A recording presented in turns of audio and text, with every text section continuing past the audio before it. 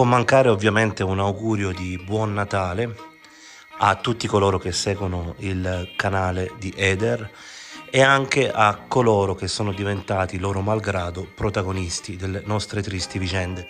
Pensiamo a Liliana Resinovic, una domanda che vorremmo farle è: questo è il tuo primo Natale fuori da questo mondo o il tuo secondo Natale? Perché in realtà non abbiamo ancora capito, un Natale dell'anno scorso, lei dove fosse.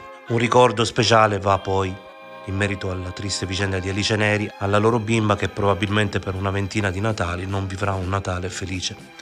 E poi pensiamo a Andrea Rabciuk, chissà dov'è adesso. Pensiamo a Greta Spreafico, sperando che anche lei sia ancora viva. Pensiamo a Silvia Cipriani, anche per lei non si sa se c'è stata o meno giustizia. Mentre Viviana e Joel quantomeno hanno una piccola consolazione, quella di essere insieme anche in questo giorno. Ovviamente consolazione che non ha il papà Daniele che è da solo.